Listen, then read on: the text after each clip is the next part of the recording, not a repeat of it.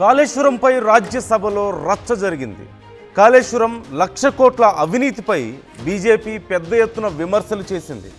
కాళేశ్వరం కేసీఆర్ ఫ్యామిలీకి ఏటీఎంలా మారిందంటూ BJP fire అయింది. కాళేశ్వరంలో ఉపయోగం లేదని, కాళేశ్వరం వల్ల నివేదికలు కూడా చెప్పాయని, అయినా సరే బీఆర్ఎస్ వినిపించుకోలేదంటూ ఆరోపణలు చేశారు. కాళేశ్వరం ప్రాజెక్టుతో ఉపయోగం లేదంటూ కిషన్ రెడ్డి చాలా గట్టిగా చెప్పే ప్రయత్నం చేశారు. రేవంత్ కేసీఆర్ను జైలుకు పంపిస్తామన్నారు, కానీ ఇప్పటి వరకు ఎటువంటి చర్యలు తీసుకోలేదు అంటూ కూడా విమర్శించారు. కమిషన్ల కోసమే కాళేశ్వరం కట్టారు అంటూ బీజేపీ విమర్శలు చేస్తోంది. ఇక అంతకుముందు కాళేశ్వరంపై సురేష్ రెడ్డి కూడా ప్రసంగించే ప్రయత్నం చేశారు. ప్రాజెక్ట్ నిర్మాణాన్ని సమర్థించే ప్రయత్నం చేశారు. ఒక్కసారి కిషన్ రెడ్డి అసలు ఏమన్నారు కాళేశ్వరానికి సంబంధించి? फॉर्मेशन के बाद, तेलंगाना फॉर्मेशन से पहले जो विलेजेस भद्राचलम का आंध्र प्रदेश में दिया है, वो कांग्रेस पार्टी जब बाइफर्केशन बिल में वो इनबिल्ड था, वो लोग तय किया है. जब उसके बाद यही केसीआर जी ने सोनिया गांधी घर पे जाकर डिनर खाके पैर पकड़ के, जब याद नहीं आया क्या? जब पूछना था क्यों नहीं पूछे? क्यों नहीं पूछे? जब आज क्यों पूछ रहे? आज जो बाइफर्केशन एक्ट के अंदर, बाइफर्केशन एक्ट के अंदर जो विलेजेस बिल में लड़ा, आप बोल रहे थे तो नहीं बोले. अब आप सोनिया गांधी का पैर पकड़ के आपसे बात किया है. जब आप बोले नहीं पूछा तो नहीं बोले. दूसरा विषय आप सुनिए. आज मैं पूछना चाहता हूँ कालेश्वरम का, कालेश्वरम का प्रोजेक्ट बिल्कुल मेडीगड्ढे जो है पूरा आज डूबे हैं. वो नहीं, डैम का जो कमिटी है ये लोग भी दिया है, काग रिपोर्ट में आया है, उसके द्वारा कोई फायदा नहीं हुआ है.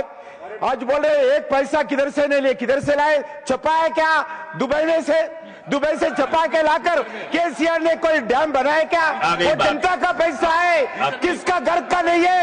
केसीआर का घर का नहीं है, टीआरएस पार्टी का नहीं है, वो जनता का पैसा है. केंद्र सरकार ने अलग अलग फाइनेंशियल इंस्टीट्यूशन से पैसा लेकर कालेश्वरम प्रोजेक्ट बनाया. बिल्कुल कालेश्वरम प्रोजेक्ट ना इंजीनियर्स को पूछा है, धन्यवाद, ना इंजीनियर्स को पूछा है, धन्यवाद, और एटीएम हो गया.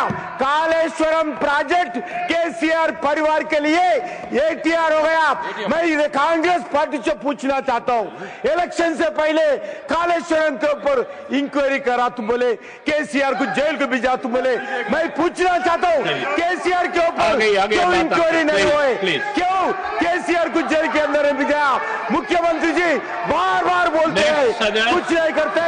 दोनों कुमार झा जब కాళేశ్వరం పూర్తిగా మునిగిపోయింది, దానివల్ల ఏ ఉపయోగం లేదు అంటూ కిషన్ రెడ్డి మరొకసారి చెప్పే ప్రయత్నం చేశారు. గతంలో కాళేశ్వరంలో పెద్ద ఎత్తున అవినీతి జరిగిందన్న విషయాన్ని కూడా బీజేపీ చెప్తూనే వస్తున్న విషయాన్ని గుర్తు చేశారు ఆయన. అయితే కాళేశ్వరం విషయానికి సంబంధించి బీజేపీ మొదటి నుంచి ఇదే స్టాండ్ మీద ఉంది. చాలా క్లియర్గా పెద్ద ఎత్తున అవినీతి జరుగుతోంది, బీఆర్ఎస్కు ఒక ఏటీఎం లాగా మారిపోయింది. ఒక రకంగా కాళేశ్వరం అవినీతిని కాంగ్రెస్ బీఆర్ఎస్ కలిసే చేశాయి. ఇప్పుడు కాంగ్రెస్ ప్రభుత్వం వచ్చిన తర్వాత కేసీఆర్ని అరెస్ట్ చేస్తామన్నారు, చర్యలు తీసుకుంటామన్నారు. మరి ఇంతవరకు ఏం జరిగింది అంటూ కూడా ప్రశ్నించారు. గతంలో కాంగ్రెస్ ప్రభుత్వంతో కేసీఆర్ లాలుచీ పడ్డారని కూడా ఆయన విమర్శించే ప్రయత్నం చేశారు. మనం చూస్తున్నాం. ఈ నేపథ్యంలో ఇప్పుడు కాళేశ్వరం ప్రాజెక్టు అంశాన్ని మరొకసారి తెర మీదకు తీసుకొచ్చారు. పార్లమెంట్లో చాలా పెద్ద ఎత్తున విమర్శలు చేసే ప్రయత్నం బీజేపీ నుంచి కనిపిస్తోంది. అయితే కాళేశ్వరం మేడిగడ్డలో పిల్లర్స్ కుంగిన విషయానికి సంబంధించి తర్వాత కమిషన్ వేయడం, విచారణ చేయడం, కేసీఆర్ ఒకసారి దీనికి సమాధానం చెప్పే ప్రయత్నం కూడా చేశారు. కాకపోతే ఆ తర్వాత అసలు ఏం జరుగుతుంది, ఇప్పుడు కాళేశ్వరం ప్రాజెక్టు విషయం ఏమైంది, ఇప్పటి వరకు ఏం జరిగింది అనేది బీజేపీ వేస్తున్న ప్రశ్న. ఇప్పటి వరకు ఎందుకు ఈ విషయంలో చర్యలు తీసుకోలేదు? ఎంతమందిని అరెస్ట్ చేశారు అక్కడ జరిగిన అవినీతి విషయంలో? లేదంటే ఈ కుంగినటువంటి పిల్లర్లకు ఎవరు రెస్పాన్సిబిలిటీ? అవినీతి జరిగిందని ఇన్ని ఆరోపణలు వస్తుంటే ఇన్ని రోజులుగా రాష్ట్ర ప్రభుత్వం ఎందుకు చర్యలు తీసుకోలేకపోయింది అని ఓ పక్క విమర్శిస్తుంటే, మరోవైపు కేంద్రం మీద కాంగ్రెస్ కూడా విమర్శిస్తున్నటువంటి తీరు మనం చూస్తూనే ఉన్నాం. కేంద్రం నుంచి కూడా వచ్చి ఇక్కడికి వచ్చి కమిషన్లో వచ్చి చెక్ చేసి వెళ్ళిపోయారు కదా. మరి ఏం చర్యలు తీసుకున్నారు? కేంద్రానికి బాధ్యత లేదా అన్నారు. అయితే మేమే కట్టుకున్నామని చెప్పి మరోవైపు కొంత బీఆర్ఎస్ నాయకులు సురేష్ రెడ్డి ఈ విషయం మీద సమర్థించే ప్రయత్నం చేసుకున్నారు. కాకపోతే బీఆర్ఎస్ ఖచ్చితంగా పూర్తి స్థాయిలో అవినీతికి పాల్పడింది. దీంట్లో రాష్ట్ర ప్రభుత్వం, కాంగ్రెస్ ప్రభుత్వం ఈ విషయంలో చర్యలు తీసుకోవడం విఫలమైంది అనే అంశాన్ని ప్రధానంగా ఇక్కడ లేవనెత్తున్నటువంటి పరిస్థితి మనకు కనిపిస్తుంది.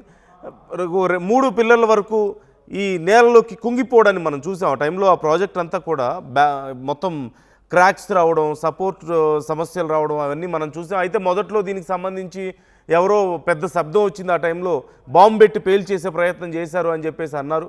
ఆ తర్వాత ఖచ్చితంగా ఎన్నికల మీద కూడా దీని ప్రభావం చాలా తీవ్రంగా కనిపించింది. ఎన్నికల ఫలితాల తర్వాత కాంగ్రెస్ గెలవడం, కాంగ్రెస్ ప్రభుత్వం ఈ విషయంలో చర్యలు తీసుకుంటామని చెప్పడం, వరుసగా కమిషన్ వేయడం, విచారణకు పిలవడం, ఇవన్నీ కూడా మనం చూసాం. అయితే మరొకసారి బీజేపీ ఈ కాళేశ్వరం అంశాన్ని తెర మీదకు తీసుకురావడం సంచలనంగా మారింది. బీఆర్ఎస్ కొంతవరకు సమర్థించుకునే పని చేసినప్పటికీ జరిగిన అవినీతికి సంబంధించి ఏవి చర్యలు, కుంగినటువంటి పిల్లర్లకి ఎవరు సమాధానం చెప్తారు, ఇప్పటి వరకు కేసీఆర్ని అరెస్ట్ చేస్తామని చెప్పిన రేవంత్ రెడ్డి ఎందుకు అరెస్ట్ చేయలేదు, కాంగ్రెస్ బీఆర్ఎస్ కలిసి పనిచేస్తున్నారనడానికి ఇది నిదర్శనం కాదా అంటూ కిషన్ రెడ్డి కొన్ని ప్రశ్నలను లేవనెత్తడాన్ని మనం చూస్తున్నాం. సో ఇప్పటి వరకు ఏమీ జరగలేదు అనేది ప్రధానంగా బీజేపీ చెప్తున్న మాట. అఫ్కోర్స్ కమిషన్ అన్నారు, విచారణ అన్నారు, కానీ ఇప్పటికీ ఏం తేల్చారు? విమర్శలు చేసుకోవడం తప్ప, ఇదిగో అరెస్ట్ చేస్తాం అదిగో అరెస్ట్ చేస్తాం అనడం తప్ప ఏం తేల్చారు అనేదే ఇక్కడ కిషన్ రెడ్డి ప్రశ్న. శ్రీధర్ జాయిన్ అవుతున్నారు, బీజేపీ ఆఫీస్ దగ్గర నుంచి లైవ్లో ఉన్నారు మనతో మా ప్రతినిధి. శ్రీధర్, కిషన్ రెడ్డి చాలా స్ట్రాంగ్గా మాట్లాడారు. కాళేశ్వరం అంశానికి సంబంధించి కొంత సమర్థించుకునే ప్రయత్నం సురేష్ రెడ్డి చేశారు. కాకపోతే ఏ సందర్భంలో అసలు ఈ టాపిక్ వచ్చింది ఇప్పుడు, అండ్ కిషన్ రెడ్డి ఏం డిమాండ్ చేస్తున్నారు ఈ సందర్భంగా, అక్కడ ఎలాంటి చర్చ జరిగింది అసలు?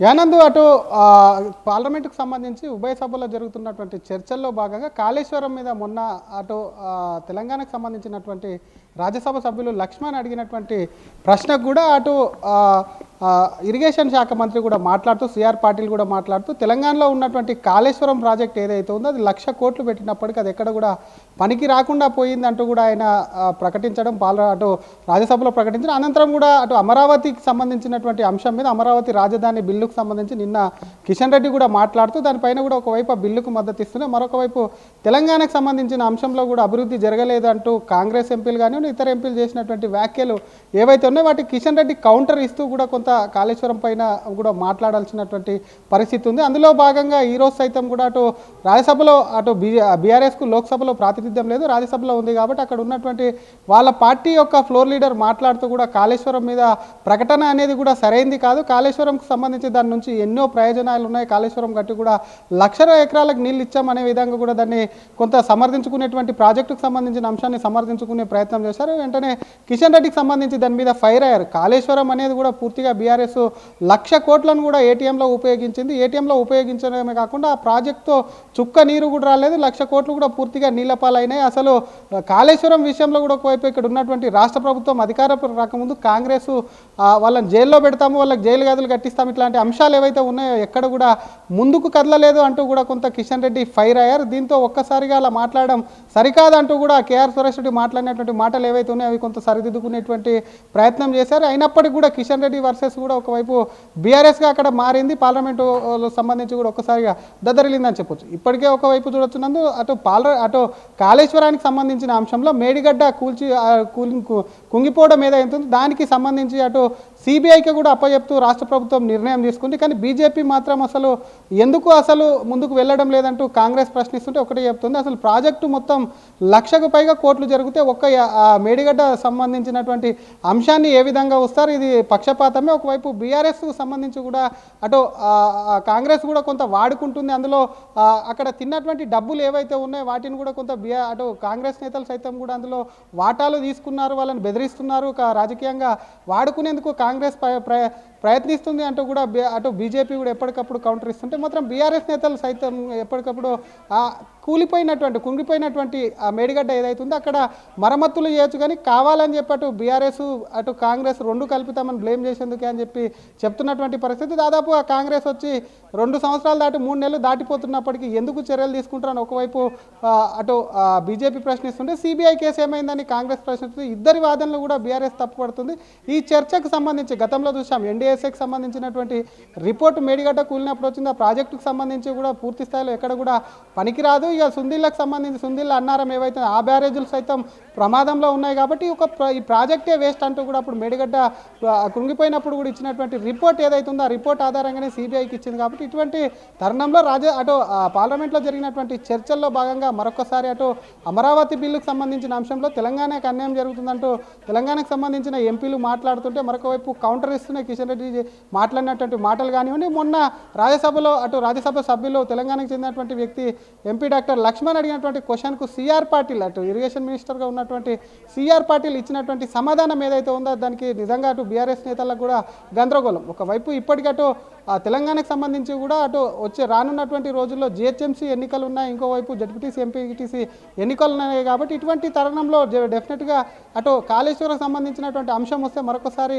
బీఆర్ఎస్కు కొంత నష్టం జరిగేటువంటి అవకాశాలు ఉంటాయినందు. కాబట్టి నిన్న కూడా బీఆర్ఎస్ నేతలు ఎప్పుడైతే సిఆర్ పాటిల్ అటు రాజ్యసభలో ప్రకటించారో వెంటనే బీఆర్ఎస్ నేతలు కూడా ఇట్లా మాట్లాడడం సరికాదు, ఆ ప్రాజెక్టుతో ఎంతో మేలు జరిగిందంటూ కూడా అటు మాజీ ఎంపీ వినోద్ మాట్లాడేటువంటి ప్రయత్నం చేశారు. కాబట్టి మొత్తం మీద ఓవరాల్గా అటు కాళేశ్వరం విషయంలో కిషన్ రెడ్డి క్లియర్ కట్గా ఒకవైపు అటు కాంగ్రెస్ను, ఎందుకంటే కాంగ్రెస్ ఎందుకు చర్యలు తీసుకుంటుంది, కాంగ్రెస్ వాళ్ళతోని లోపాయికార ఒప్పందం జరిగిందంటూ కూడా అటు కాంగ్రెస్ను టార్గెట్ చేస్తే ఇంకోవైపు బీఆర్ఎస్ చేసినటువంటి అవినీతి ఏదైతుందో 1,00,000 కోట్లు ఏటీఎంలో మారిందని గతంలో మోడీ కూడా మాట్లాడారు. ఎన్నికల ప్రచారం కూడా బీజేపీ నేతలు పెద్ద ఎత్తున ఇటువంటి ప్రచారం చేశారు. కాంగ్రెస్ సైతం కూడా ఇటువంటి వ్యాఖ్యలు చేసింది. కాబట్టి 2 పార్టీలను కూడా ఇరుగున పెట్టేందుకు కేంద్ర మంత్రి మాత్రం కిషన్ రెడ్డి పార్లమెంటు వేదిక కూడా ఈ 2 పార్టీల పైన ఆరోపణలు అయితే చేసుకున్నారు కదా. ఆరోపణలు ప్రత్యారోపణలు కూడా ఒకవైపు పార్లమెంటు దద్దరిల్తుందని చెప్పొచ్చు. నందు right, thank you Sridhar, thanks for the details. మొత్తం మీద కాళేశ్వరం ప్రాజెక్టు అంశాన్ని బీజేపీ మరొకసారి పార్లమెంట్లో లేవనెత్తడం, కిషన్ రెడ్డి చాలా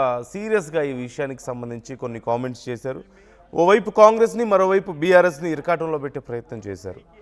బీఆర్ఎస్ 1,00,000 కోట్ల అవినీతికి పాల్పడింది అంటూ ఓవైపు విమర్శిస్తూనే గెలిస్తే మేము వచ్చి చర్యలు తీసుకుంటాం, మేము న్యాయం చేస్తామంటూ చెప్పి ఇప్పటి వరకు ఏం చర్యలు తీసుకున్నారు అని చెప్పేసి ఇటు కాంగ్రెస్ని కూడా ప్రశ్నిస్తున్నారు. ఇద్దరూ లాలూచి పడ్డారు అని చెప్పి చేస్తున్నటువంటి విమర్శలు మనం చూస్తున్నాం. మరోవైపు బీఆర్ఎస్ కొంత డిఫెండ్ చేసుకునే ప్రయత్నం చేసినప్పటికీ కిషన్ రెడ్డి కామెంట్స్ చాలా చర్చనీయాంశంగా మారాయి. మీ అభిప్రాయాలు ఏంటి ఈ అంశానికి సంబంధించి కామెంట్ చేయండి.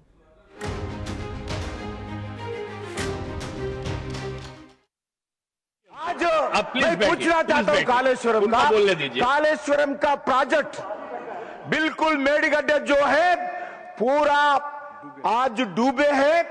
वो नहीं, डैम का जो कमिटी है ये लोग भी दिया है, काग रिपोर्ट में आया है, उसके द्वारा कोई फायदा नहीं हुआ है. आज बोले 1 पैसा किधर से नहीं लिए, किधर से लाए, छपा है क्या दुबई से छपा के लाकर केसीआर ने कोई डैम बनाया क्या? वो जनता का पैसा है, किसका घर का नहीं है, केसीआर का घर का नहीं है. टीआरएस అసలైన తొలి వెలుగు. ఫాలో వాట్సాప్ @తొలి వెలుగు official.